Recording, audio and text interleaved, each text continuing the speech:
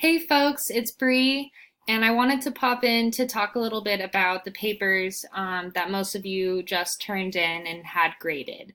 So I looked through most of the papers and picked a topic that I thought would be relevant to most of you. So if you're thinking of revising, also just for future papers, this is a topic that will really help strengthen the analysis in your papers. So in this video, I'm going to talk a little bit about why it's important to support quotes. I'm going to give a template to help you think about how you could explain your quotes more in depth. And I'm also going to discuss a specific example based on the readings we did for this first paper. So firstly, it's important to support quotes because you want to help your reader understand your argument. And I know that it's tempting to think, well, I gave them my thesis in the beginning, like shouldn't they remember that? But you have to remember you're throwing a lot of new information at the reader. You're telling them your argument, you're introducing quotes, like you're doing a lot. So the reader's walking this terrain for the first time and you're an experienced hiker. So you want to kind of go, hey, we're going this way. Remember, like this is what we're doing here. So it's kind of just like a reminder, like signposts on a trail so the hiker doesn't get lost. And you also want to use the quotes, you want to explain the specific parts of the quotes, because you could have chosen any part of the text. So you kind of want to think about, why does this specific quote draw me in? Is it the word choice, the emotions that the narrator is expressing? Is it the tone of voice that they, or attitude they seem to be showing us? And because that's going to lend to the interpretation, your interpretation that you're arguing for in your thesis. So it's like if I gave you a statistic, I'm writing a paper about ice cream, and I said 52% of people don't like vanilla ice cream. If I don't tell you what I'm doing with that, you could take that a lot of different ways, right? Maybe I'm arguing that we should get rid of vanilla since most people don't like it. Or I could be arguing something totally different, that ice cream shops should just create more varieties of ice cream. The point is I have to be clear, since I chose that statistic about vanilla, how does that contribute to my argument? If my argument's all about chocolate ice cream, why am I even talking about vanilla? So I got to be thoughtful about using quotes and statistics. So in this paper still, even though you're not doing something super factual like an ice cream report, you are giving evidence, right? Quotes are evidence. They're real things that happened in the text, and you're pulling those out to create an interpretation. So as you can see on my screen, for each quote you use, you want to ask yourself, how does this support my thesis? So here's a little template I came up with. And you can obviously rework the wording here to be a little smoother, but it's meant to be general and vague, so you could kind of fill it in with whatever. So this quote supports my argument that blank, so you want to step one, reiterate your argument, because it shows us blank. And then, so you not only want to say this quote shows this, you also want to say how it shows it. So you want to point to specifics, again, like word choice, emotions, reactions from the text.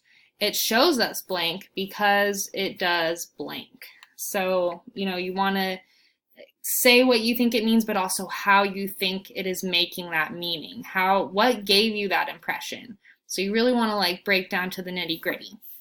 So a really important part of explaining your quotes is making sure you're clear on what your thesis is.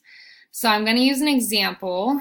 Let's see, I'm going to put in a thesis, and I'm taking a thesis from the sample thesis statements PDF that Professor Locker put online. So I looked that up because I wanted to see what Professor Locker thought a solid thesis looked like. So I'm going to use that as our example.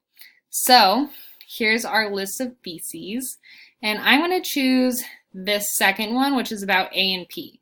Now this is a longer thesis, and I'm going to just choose the last sentence to kind of simplify it because I think the last sentence encapsulates it. But I think it's also good to notice that these theses are different lengths, right? It's good to have this set up, but just for the purpose of this video, I'm just going to choose the last line, which is, Sammy despises contemporary society, and this is what prompts him to quit. The girls were merely a catalyst to his actions. So here you can see the author was making a clear interpretation of why Sammy did what he did, right? He doesn't tell us explicitly why he quits, So the reader or the writer is interpreting that for us. They're saying, here's what I think the reason is. So I'm going to take this, and I'm going to put this over in our document. So this is just something to keep in mind. Sammy despises contemporary society. Hold on, I'm just going to space it correctly. Okay. And this is what prompts him to quit. The girls were merely a catalyst to his action. So now what I'm going to do is, now I have my thesis, I know what I want to prove, which is that Sammy hates contemporary society. So I want to choose a quote that reflects this. So if I go to my A and P, I've already pre-chosen one out because I was really struck by his description of Stokesy.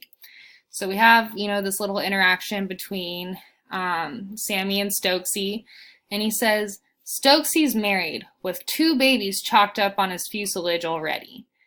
And I just thought this is a really interesting line. I'm really into this line. So I want to think a little bit more about it. I'm going to paste it here. I know the font's kind of messed up, but I'll fix that in a second. Let me just make this bigger so you guys can read it. So here's the quote I chose. And notice I didn't have to take that whole line. I want to choose like the most potent part of the line and not give a whole chunk, because otherwise it'll be very hard for my reader to sift through that and look at, to figure out what I'm looking at. So if I were going to fill in this template, I would say this supports my argument that Sammy quit A and P because he hates contemporary society. So again, I've reiterated my thesis. Now you don't have to do it word for word, but you want to at least hint back to what you're trying to prove. So this supports my argument that Sammy quit A and P because he hates American society, because it shows us his attitude toward his married co-worker, who is also a father.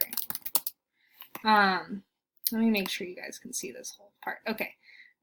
So you can see I'm starting to fill in the first part of the template. I have said my main argument, and I've connected it to this specific quote, which is that it's about his attitude towards his married coworker.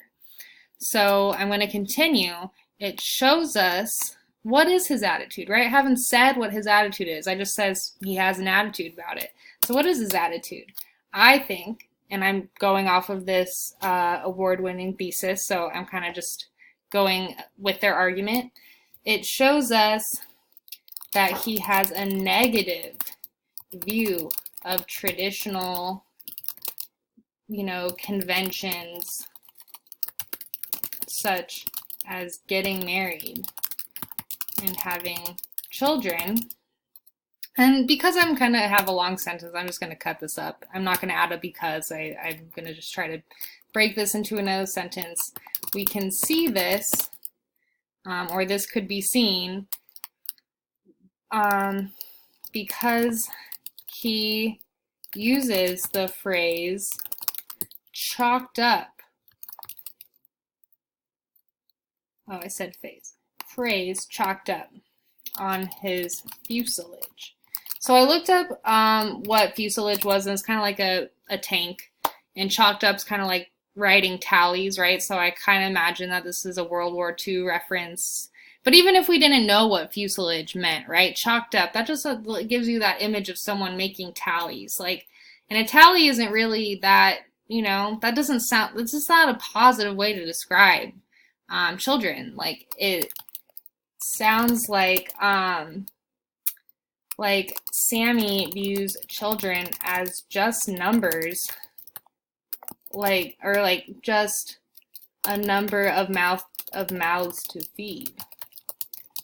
Right? So he just views these kids as a number. They're just chalked up on the fuselage wall, they're not anything important. Almost sounds like a burden. He's just going to rack up more and more kids, and it's just, I think he views this very negatively. So this would, instead of just saying,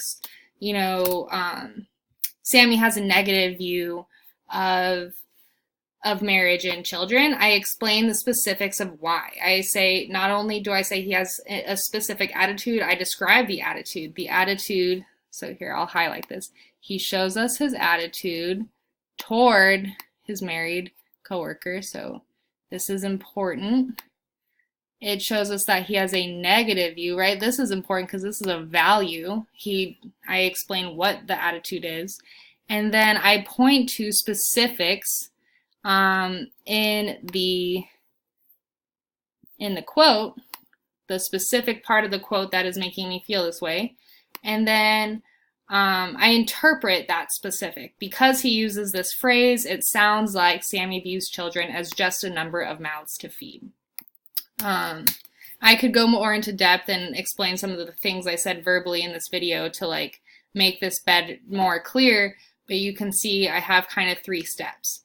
I have step 1, remind the reader of your overall thesis, and that's what I did when I said this supports my argument that Sammy quit A&P because he hates contemporary society. And then I have step 2, which is point to specifics about the quote. And I did this towards the end of this part, so you know you could kind of switch up the steps a little bit, but you can see I pointed to a specific part. And then step 3, explain how the quote supports my thesis. So you might think that was the first sentence I said, but it's actually when I talk about this. It sounds like he views children as just a number of mouths to feed, / he has a negative view of traditional conventions. So you see this is like, he doesn't just hate contemporary society. This is something specific about contemporary society that he doesn't like.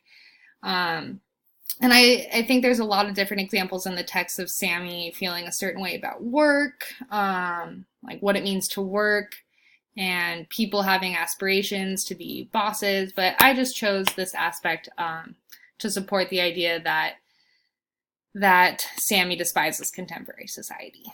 So I think if you follow that original outline, which I will upload to Canvas, I'll just remake the outline and upload it. That might really help just, clarifying your analysis. But I think you all are doing a really great job. I would love to talk with you more about your papers. So when I send out this video in my template, I will also be reiterating office hours. I would love, love, love to share a Google Doc with you. Just a quick thing, I think, okay, I can't do it when I'm just alone on my own doc, but when we share a doc, we can have like a little chat bubble on the side, like here, and your paper would be here, and then you and I could discuss in this chat box. So I would really love to do that. Revisions are due October 20th, and I also would love to talk about your poetry papers. So I hope this was a little helpful for this paper and for following papers, but I'm looking forward to talking with you guys. All right, bye.